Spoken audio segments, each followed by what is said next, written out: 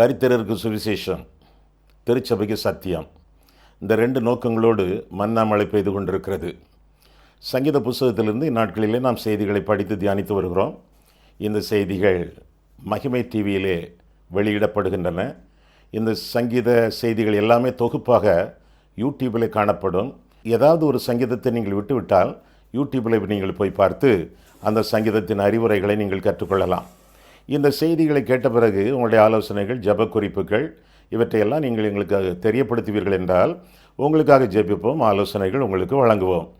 அது மட்டுமல்ல, வேதம் முழுவதற்கும் வேத தியான உரை எழுதியிருக்கிறோம். திருமறை தெளிவுரை என்ற தலைப்பில் 66 புஸ்தகங்களுக்கும் விளக்க உரை எழுதியிருக்கிறோம். வேண்டியவர்கள் நீங்கள் என்னுடைய முகவரியிலே டெலிஃபோனிலே தொடர்பு கொண்டு நீங்கள் அவற்றை பெற்றுக்கொள்ளலாம். 8 வால்யூமில் 8 பாகங்களாக வேதம் முழுவதற்கு விளக்க உரை கொடுக்கப்பட்டிருக்கிறது. அவற்றை நீங்கள் பெற்று ஆசீர்வாதமாக இருக்கவும், உங்களுடைய ஒரு குடும்ப பொக்கிஷமாக அவற்றை கருதவும் உங்களை கேட்டுக்கொள்கிறேன். தொடர்ந்து இந்த செய்திகளை பாருங்கள். இந்த செய்திகளை, இந்த டிவி சேனலை மற்றவர்களுக்கு நீங்கள் அறிமுகப்படுத்துங்கள். ஆண்டவர் உங்களை ஆசீர்வதிப்பாராக. ஆமேன். மன்னா மழையில் நனைய மகிழ்ச்சியுடன் உங்களை வரவேற்கிறேன். சங்கீத புஸ்தகத்திலிருந்து இந்நாட்களிலே நாம் செய்திகளை படித்து தியானித்து வருகிறோம். இன்றைக்கு 82ஆம் சங்கீதம், ஆசாபின் சங்கீதம். பொதுவாக சங்கீதங்கள் என்று சொன்ன உடனே தாவீதை நினைவுகூர்வோம். இந்த சங்கீதம் ஆசாப் என்பவன் பாடின சங்கீதம். இஸ்ரவேலிலே பாடகர்கள் 3 முக்கியமான பாடகர்கள்: ஏமான், ஏத்தான், ஆசாப். ஆசாப் தலை சிறந்த ஒரு பாடகன். அவன் பாடகர் குழுவுக்கு பயிற்றுவிக்கப்பட்டு ஆலய ஆராதனைகளிலே பாடப்பட்டன. அந்த ஆசாப் எழுதின சங்கீதம். அவன் ஒரு லேவியன். எப்பொழுதும் ஆலயத்திற்கும் அவனுக்கும் தொடர்பு இருந்து கொண்டே இருந்தது. 82ஆம் சங்கீதம் பாருங்கள், சிறிய சங்கீதம்.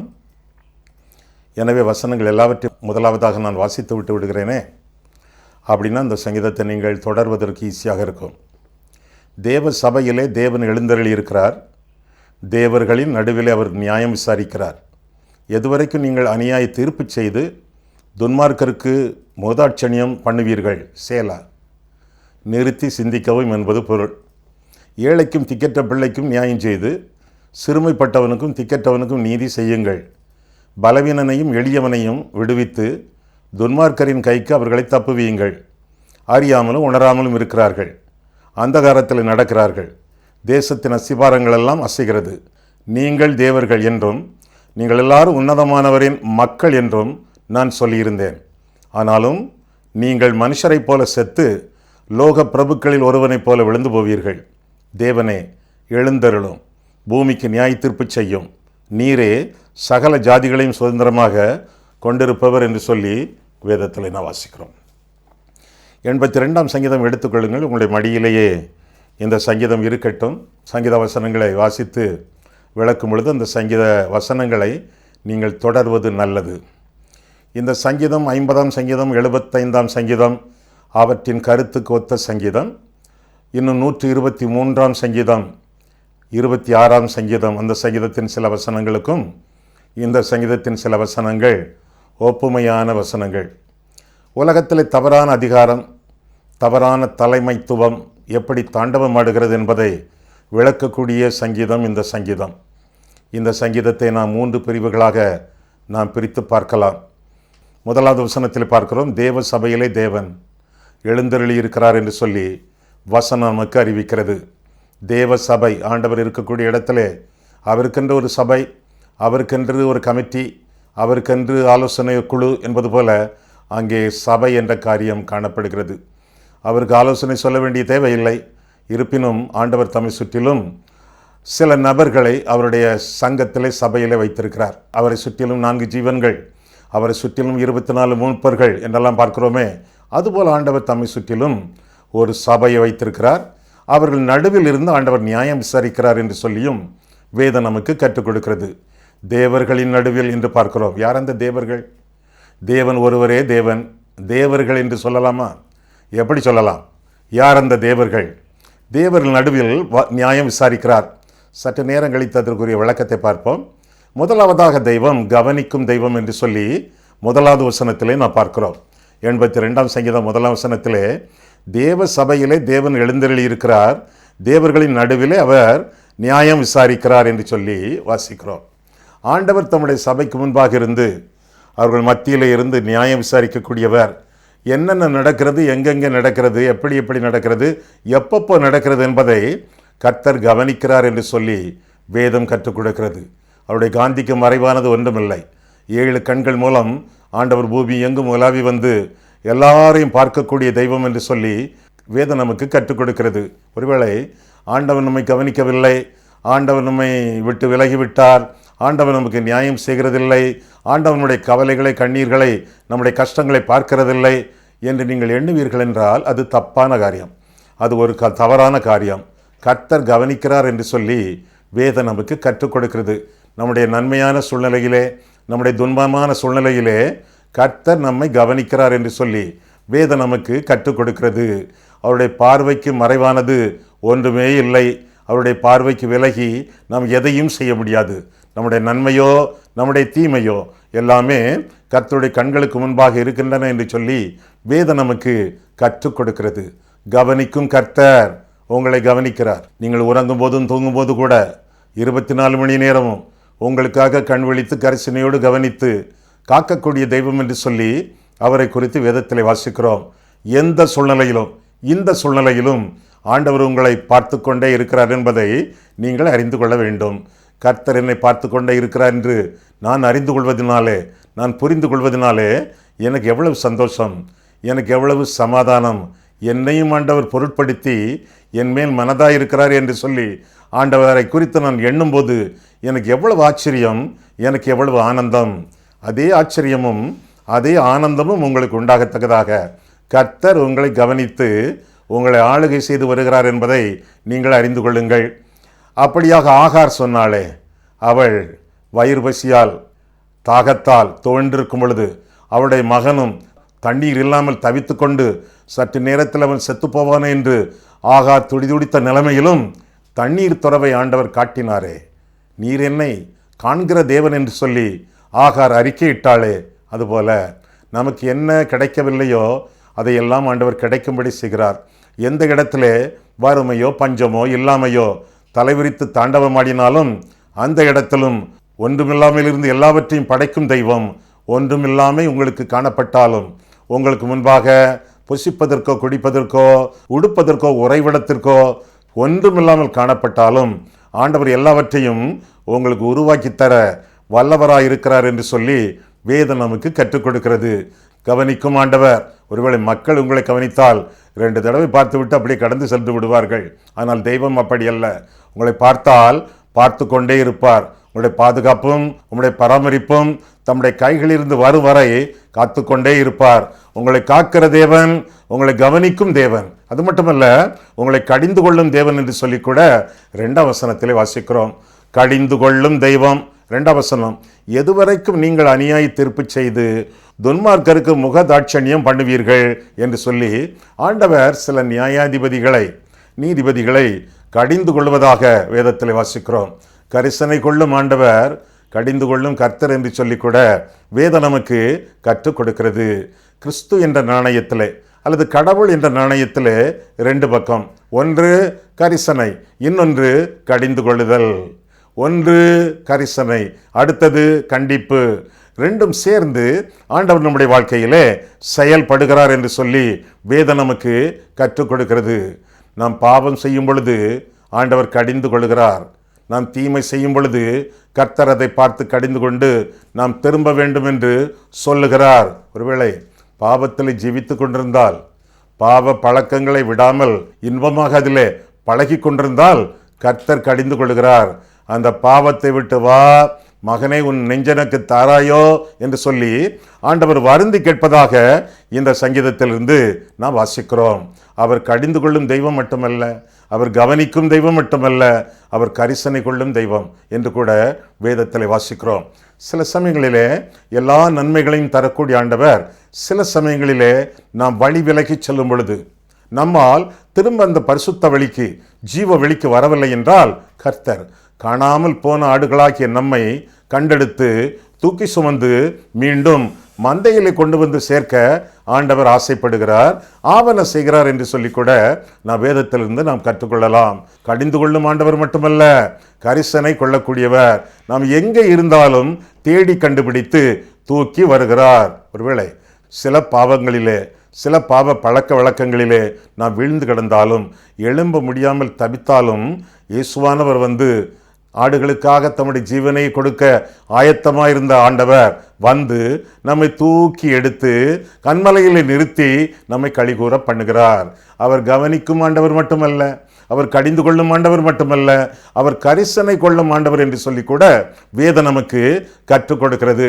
இந்த ஆண்டவரை பற்றிய 4 வர்ணனைகள் ஏசாயா 33 அதிகாரம் 22 வசனத்திலே நாம் வாசிக்கிறோம். அவர் நம்முடைய நியாயாதிபதி, நம்முடைய நியாய பிரமாணிகர், நம்முடைய இரட்சகர், நம்முடைய ராஜா. இந்த 4 காரியங்களையும் ஆண்டவரை குறித்து அந்த வசனத்திலே நாம் வாசிக்கிறோம். அவர் நியாயாதிபதி, எனவே கலங்க வேண்டிய தேவையில்லை. எல்லாவற்றிலும் அவருக்கே நாம் கணக்கு கொடுக்க நாம் அழைக்கப்படுகிறோம்.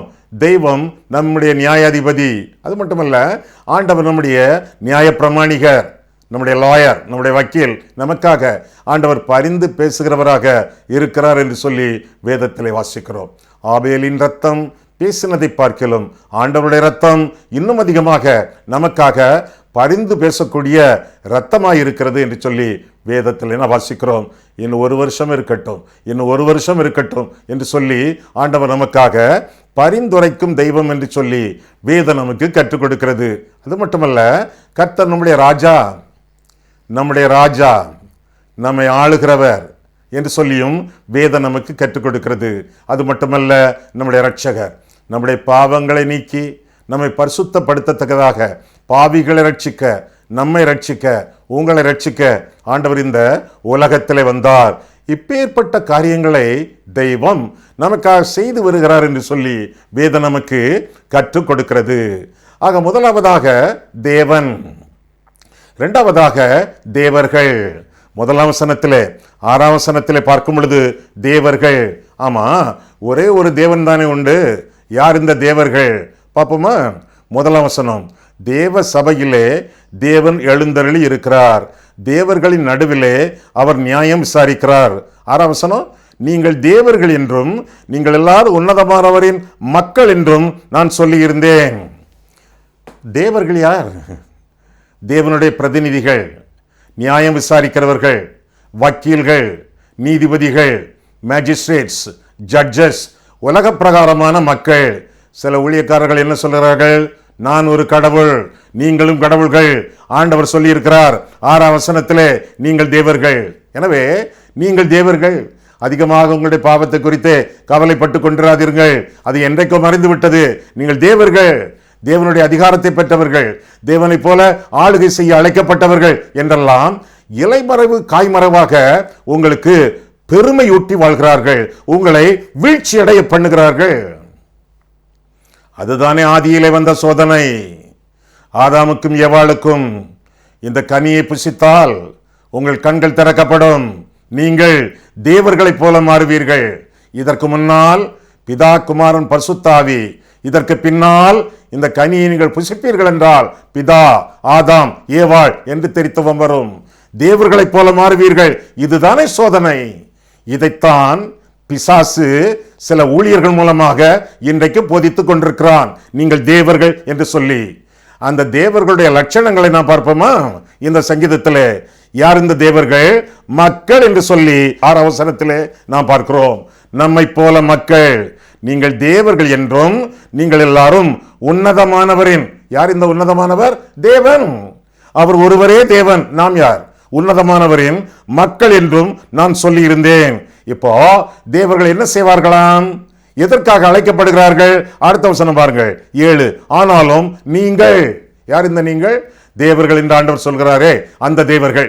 நீங்கள் மனுஷரை போல செத்து, இறைவனுக்கு சாபு உண்டா?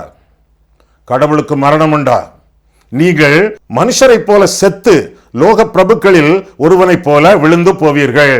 லோக பிரபுக்கள், உலக பிரகாரமான பிரபுக்கள், அதிகாரிகள், இவர்களை பற்றி தான் தேவர்கள் என்ற வார்த்தை பலப்படுவதாக நாம் வேதத்தில் நாம் வாசிக்கிறோம். நாம் தேவர்கள், தேவனை போன்றவர்கள் அல்லர். நாம் தேவனை பிரதிபலித்து அவருடைய நியாயத்தை பொதுமக்களுக்கு வழங்கக்கூடிய அளவிலே அழைக்கப்பட்ட அதிகாரிகள். இதைத்தான் எண்ணிக்கொள்ள வேண்டும். ஆரோன் மோசையை பார்த்து ஆண்டவன் என்று சொன்னான். மோசே ஆண்டவரா? இல்லையே, அது ஒரு சொல் வழக்கு.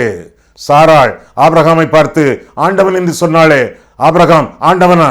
இல்லை, சாதாரண மனுஷன். அவனுடைய கணவன் மரியாதையாக ஆண்டவனே என்று அழைத்தாள். அதுபோல இது ஒரு சொல் வழக்கு. எனவே ஏமாந்து விடக்கூடாது. இங்கே தேவர்கள் என்று சொல்லப்படுகிறவர்கள் நியாயாதிபதிகள், மக்களை நியாயம் விசாரிக்க அழைக்கப்பட்டவர்கள். 100ஆம் சங்கீதம் 3ஆம் வசனத்திலே பார்க்கும் பொழுது, அவர் ஒருவரே தேவன், கர்த்தரே தேவன் என்று அறியுங்கள், நாம் அல்ல என்று சொல்லி வேதம் நமக்கு கற்றுக் கொடுக்கிறது. நாம் அவருடைய கைக்குள்ளான ஆடுகளும் ஆமே என்று சொல்லியும் அந்த சங்கீதம் அறிவிக்கிறது. கர்த்தர் ஒருவரே ஆண்டவர், நாம் வெறுமனே ஆடுகள். இதை மறந்து நாம் தேவர்கள் தேவர்கள் தேவர்கள் என்று சொல்லிக்கொண்டே இருந்தால் பெருமை அடித்துக் கொண்டிருக்கிறோம். பெருமை அடிக்கத்தக்கதாக மற்றவர்களுக்கு பொய் உபதேசம் பண்ணி கொண்டிருக்கிறோம் என்று பொருளாகும். சரி, இப்படிப்பட்ட தேவர்கள் ஆண்டவரை பிரதிபலித்து ஆண்டவருடைய சார்பிலே நியாயம் வழங்கக்கூடிய நியாயாதிபதிகள், நீதிபதிகள் என்று சொல்லி வேதம் கற்றுக் கொடுக்கிறது. ஆண்டவர் கொடுக்கக்கூடிய நியாயப்பிரமாண விதிகளை மற்றவர்கள் விளங்கிக் கொள்ளுமாறு அவர்களுக்கு விளக்கி பொதிக்கிறவர்கள் தான் இந்த தேவர்கள் என்று அழைக்கப்படக்கூடிய தேவ பிரதிநிதிகள், தேவனுடைய ஊழியக்காரர்கள் என்று சொல்லி வேதத்திலிருந்து நாம் விளங்கிக் கொள்ள வேண்டும். ஆக கர்த்தருடைய ஊழியத்தை செய்ய கடமைப்பட்ட இவர்கள் கர்த்தருடைய பிரதிநிதிகள். அவருடைய காரியங்களை, அவருடைய உண்மைகளை, அவருடைய போதனைகளை மற்றவர்களுக்கு அறிவிக்க கடமைப்பட்டவர்கள். இதற்குரிய சற்று கூடுதலான விளக்கத்தை ரோமர் 13ஆம் அதிகாரத்திலே நாம் பார்க்கிறோம். சரி, கர்த்தருடைய பிரதிநிதிகளாக நியாயம் விசாரிக்க அழைக்கப்பட்டவர்கள் எப்படி விசாரிக்க வேண்டும், எப்படி மக்களை நடத்த வேண்டும், நியாயம் தீர்க்க வேண்டும் என்று சொன்னால், இங்கே வாசிக்கிறோம், அவர்கள் அநியாய தீர்ப்பு செய்யக்கூடாது 2ஆம் வசனத்திலே. இன்னும் அதே வசனத்திலே முகதாட்சண்யம் பண்ணக்கூடாது. 3ஆவதாக அறியாமலும் உணராமலும் இருக்கிறார்கள், அவர்கள் அறிந்து உணர்ந்து கவனமாக நியாயம் தீர்க்க வேண்டும். அவர்கள் அந்தகாரத்தில் விழுந்து கிடக்கிறார்கள், ஆண்டவரிடத்தில் வந்து அவருடைய ஒளியாகிய வசனத்தின்படி வாழ்ந்து மக்களுக்கு வசனத்தின் அடிப்படையத்திலே நியாயம் தீர்க்க வேண்டும், நியாய நெறிமுறைகளை கற்றுக் கொடுக்க வேண்டும். இதைத்தான் வேதத்திலிருந்து நாம் தெளிவாக விளங்கிக் கொள்கிறோம். நியாயத்தை செய்து இரக்கத்தை சிநேகித்து உன் தேவனுக்கு முன்பாக மனத்தாழ்மையாய் நட, இதை தவிர வேற எதை ஆண்டவர் உன்னிடத்தில் கேட்கிறார் என்று சொல்லி மிக 6ஆம் அதிகாரம் 8ஆம் வசனத்திலே நாம் வாசிக்கிறோம்.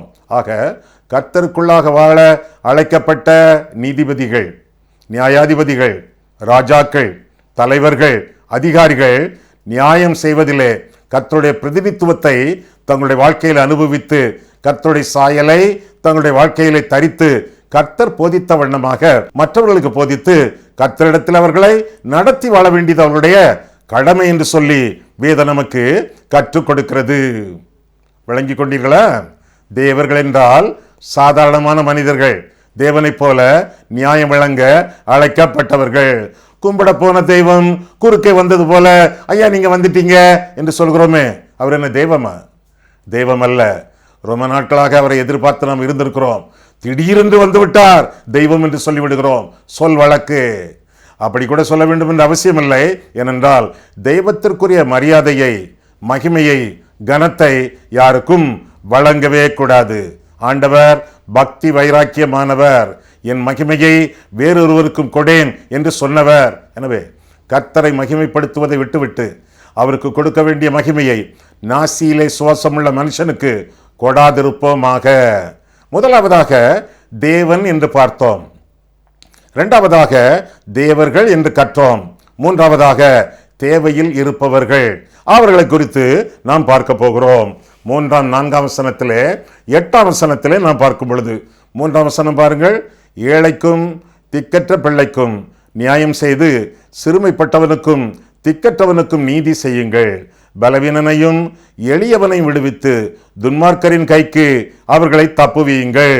கடைசி வசனம் 7ஆம் வசனம் முதல், ஆனாலும் நீங்கள் மனுஷரை போல செத்து லோக பிரபுக்களில் ஒருவரை போல விழுந்து போவீர்கள், தேவனே எழுந்தருளும், பூமிக்கு நியாய தீர்ப்பு செய்யும். நீரே சகல ஜாதிகளையும் சுதந்திரமாக கொண்டிருப்பவர் என்று சொல்லி வேதத்திலே வாசிக்கிறோம். ஏழைகள், எளியவர்கள், பராமரிப்பு தேவையானவர்கள், இவர்களுக்கெல்லாம் வேண்டிய பராமரிப்புகளை, நியாயங்களை வழங்க தேவன் நீதிபதிகளை கேட்டுக்கொள்கிறார். அது மட்டுமல்ல, தாமும் நீதியையும் நியாயத்தையும் நேர்மையையும் வழங்கி அவர்களுக்கு உதவி செய்ய வல்லவராயிருக்கிறார். அது மட்டுமல்ல, அவரே நேரடியாக நியாயம் தீர்க்க எழுந்தருளுகிறார் என்று சொல்லியும் இந்த பகுதியிலே நாம் வாசிக்கிறோம். யார் இந்த தேவையிலே இருப்பவர்கள்? அவர்களை குறித்து பல்விதமாக இந்த வசனங்களிலே நாம் பார்க்கிறோம். முதலாவதாக ஏழைகள் என்று சொல்லி 3ஆம் வசனத்திலே பார்க்கிறோம். ஏழைகள், ஒன்றும் இல்லாதவர்கள், புசிக்க குடிக்க ஒன்றும் இல்லாதவர்கள், ஒருவேளை சாப்பாட்டுக்கே கஷ்டப்படுகிறவர்கள். அது மட்டுமல்ல, எல்லாம் இருந்தும் ஆவியிலே எளியவர்கள், ஆவியிலே எளிமையுள்ளவர்கள், தங்களுடைய வாழ்க்கையிலே வெறுமையை காண்கிறவர்கள். உலகத்திலே எல்லாம் இருக்கிறது, உன்னதத்திலே அவர்களுக்கு ஒன்றுமில்லை. காரணம், உள்ளத்திலே இயேசு இல்லை. ஏழைகள், இந்த ஏழைகளுக்கெல்லாம் நியாயம் தீர்க்க வேண்டும், நியாய நெறிகளை கற்றுக் கொடுக்க வேண்டும். ஆண்டவராக இயேசு கிறிஸ்து அவருடைய உள்ளத்திலே வர வேண்டும். அதற்கு வேண்டிய ஆவண செய்ய வேண்டும், ஆத்துமாதாயம் பண்ண வேண்டும். இன்னும் திக்கற்றவர்கள் என்று பார்க்கிறோம். திக்கு, திசை அற்றவர்கள். எங்கே போவது, எப்படி வாழ்வது, யாரை பின்பற்றுவது, யார் நமக்கு வழிகாட்டி என்று எப்பக்கத்திலும் நகர முடியாமல் திக்குமுக்காடி போனவர்கள், திசை தெரியாதவர்கள். ஆனால் ஆண்டவரோ எல்லா திசைகளிலும் இருக்கிறார். முற்புறத்திலும் பிற்புறத்திலும் நெருக்கக்கூடிய தெய்வம். நான் உங்களை விட்டு விலகுவதுமில்லை, உங்களை கைவிடுவதுமில்லை என்று சொன்ன ஆண்டவர். எல்லா திசையும் அவருடையது. அவர் நம் அருகிலே இருக்கிறார். நமக்கு அருகிலே இருக்கக்கூடிய தெய்வம், நம்மை விட்டு விலகாமலும் நம்மை கைவிடாமலும் இருக்கக்கூடிய தெய்வம். 24 மணி நேரமும் நம்மேலே கரிசனையோடு நம்மை காக்க ஆதரத்தோடு விளங்கக்கூடிய ஆண்டவர். அவர் நம்மோடு இருக்கும் பொழுது அவர் காட்டக்கூடிய வழியிலே நாம் போகலாம். நம்முடைய திக்கு இயேசு, நம்முடைய திசை இயேசு. எனவே எங்கே போய்கொண்டிருக்கிறோம், இன்றைய நாளிலிருந்து வரும் நாட்களிலே எங்கே போய்கொண்டிருக்கிறோம் என்று நமக்கு தெரியாமல் இருக்கலாம். தெரிய வேண்டிய அவசியம் இல்லை. ஏன்? இயேசுவை நாம் பின்பற்றினால் அவர்தான் நமக்கு திக்கு, அவர்தான் நமக்கு திசை. இயேசுவை பின்பற்றினால் போதும், அவர் நல்ல இடத்திற்கு, நமக்கு சித்தமான இடத்திற்கு கொண்டு போய் நம்மை பத்திரமாக சேர்ப்பார். எங்கே போய்கொண்டிருக்கிறோம் என்று தெரியாமல் இருக்கலாம். ஆனால் யாரை பின்பற்றுகிறோம் என்பது தெரிந்திருக்க வேண்டும். கர்த்தராகிய இயேசு கிறிஸ்துவை நம்முடைய வாழ்க்கையிலே பின்பற்றுவோம் என்றால், திசை தெரியாவிட்டாலும் திக்குமுக்காடினாலும் தெய்வம் தம்முடைய வலது கரத்தினாலே நம்மை தாங்கி வழிநடத்தி சேர வேண்டிய இடத்தில் கொண்டு போய் நம்மை சேர்ப்பார் என்று சொல்லி அறுதியிட்டு உறுதியாக நாம் நம்பலாம். இன்னும் தொடர்ந்து பார்க்கும் பொழுது சிறுமைப்பட்டவர்கள், சிறுமைப்பட்டவர்கள், அவர்கள் மேலும் ஆண்டவர் கண்ணும் கருத்துமாக விளங்குகிறார் என்று சொல்லி வேதம் கற்றுக் கொடுக்கிறது. சிறுமைப்பட்டவர்கள் சிறப்பு அடைவார்கள், சிறுமைப்பட்டவர்கள் செழிப்பார்கள். கர்த்தரை நம்புகிறவன் செழிப்பான் என்று சொல்லி வேதத்திலே வாசிக்கிறோமே. அதுபோல ஆண்டவரை நம்புங்கள், ஆண்டவரை நேசியுங்கள், ஆண்டவரிடத்தில் பற்றுறுதி கொள்ளுங்கள், ஆண்டவர் மேலே விசுவாசம் வையுங்கள். திக்கற்று போயிருந்தாலும் ஆண்டவர் நமக்கு உதவி செய்வார். சிறுமைப்பட்டிருந்தாலும் ஆண்டவர் நமக்கு சிறப்பளிப்பார். அவர் சிறப்புள்ள தெய்வம், எல்லாவற்றையும் அறிந்தவர், எல்லாவற்றையும் படைத்தவர், எல்லாவற்றையும் ஆள்கிறவர். யாரது? உங்கள் தெய்வம், உங்கள் அப்பா, உங்கள் பிதா. அவரிடத்திலே சரணடையுங்கள். ஆண்டவரே, என்னுடைய வாழ்க்கையை உமக்கு ஒப்பு கொடுக்கிறேன், நீரை என்னை ஆண்டு வழி நடத்தும் என்று சொல்லுங்கள். இன்னும் 5ஆம் வசனத்திலே அசையும் அஸ்திபாரம், அஸ்திபாரமே அசைகிறது. நாம் இருக்கக்கூடிய இடத்திலே நிலைவரமாக இருக்க முடியவில்லை. ஆண்டவரை உங்களுடைய வாழ்க்கையிலே அஸ்திபாரமாக கொள்ளுங்கள். உலகம் அல்ல, மனிதர்கள் அல்ல, பணம் அல்ல, எந்த விதமான அஸ்திபாரமும் மணல் போன்ற அஸ்திபாரம். ஆனால் கர்த்தரோ கண்மலையாகிய அஸ்திபாரம். அவரை அஸ்திபாரமாக கொள்ளுங்கள். போடப்பட்ட அஸ்திபாரமாகிய கிறிஸ்துவை அல்லாமல் வேறொரு அஸ்திபாரத்தை ஒருவனும் போடக்கூடாது என்று சொல்லி வேதம் சொல்லுகிறது. 1 கொரிந்தியர் 3ஆம் அதிகாரம் 11ஆம் வசனம். இது சபைக்கு மட்டுமல்ல, இது ஆலயத்துக்கு மட்டுமல்ல, உங்களுக்கும் பொருந்தும், எனக்கும் பொருந்தும். நம்முடைய வாழ்க்கையின் ஒரே அஸ்திபாரம் ஆண்டவராகிய இயேசு கிறிஸ்துவாக இருக்க வேண்டும். இன்னும் 4ஆம் வசனத்திலே பார்க்கும் பொழுது எளியவர்கள் பலவீனர்கள். பலவீனத்திலே ஆண்டவருடைய பலம் நம்மேலே பரிபூரணமாக தங்கும். எளியவர்களை ஆண்டவர் உற்று நோக்குகிறார், நேசிக்கிறார், அவர்களை சந்திக்கிறார், அவர்களை பரிபூரணப்படுத்துகிறார். கொலோசையர் 2 அதிகாரம் 10 நாம் பார்க்கும் பொழுது, நீங்கள் கிறிஸ்துவுக்குள்ளே சகலவற்றிலும் சம்பூரணமாக்கப்பட்டிருக்கிறீர்கள் என்று சொல்லி வேதம் சொல்லுகிறது. ஆண்டவருக்கு உங்களுடைய வாழ்க்கையை ஒப்பு கொடுத்து வாழும் பொழுது சகலவற்றிலும், சகலவற்றிலும்னா என்ன அர்த்தம்? உங்களுடைய தேவைகள் ஆண்டவருக்கு சித்தமானவைகள் எல்லாவற்றிலும் சம்பூரணமாக்கப்பட்டிருக்கிறீர்கள் என்று சொல்லி வேதம் நமக்கு கற்றுக் கொடுக்கிறது.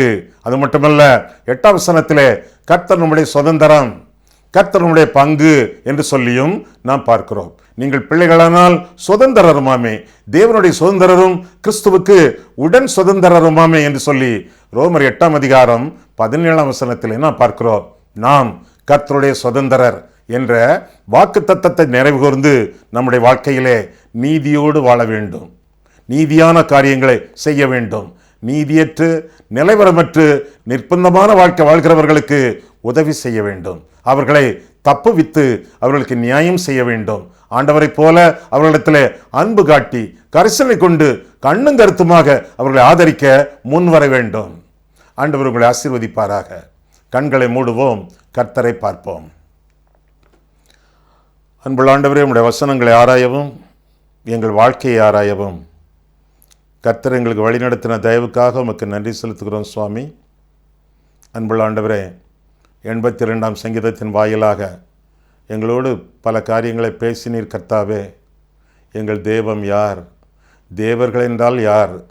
தேவையில் இருக்கக்கூடியவர்களுக்கு நாங்கள் என்னென்ன நன்மைகள் செய்ய வேண்டும், அவர்களோடு நாங்கள் எப்படி உறவு கொள்ள வேண்டும் என்பதையெல்லாம் ஆண்டவர் எங்களுக்கு போதித்தருளினீர். அதற்காக ஸ்தோத்திரம். இந்த உலக வாழ்க்கையில் நாங்கள் வாழும் பொழுது உம்மை போல வாழ்ந்து உம்மை இந்த உலகத்தில் பிரதிபலித்து உம்முடைய உள்ளத்தை சந்தோஷப்படுத்தி ஜீவிக்க நீர் எங்களுக்கு உதவி செய்யும். இயேசு கிறிஸ்துவின் நாமத்தில் ஜெபிக்கிறோம் பிதாவே, ஆமேன்.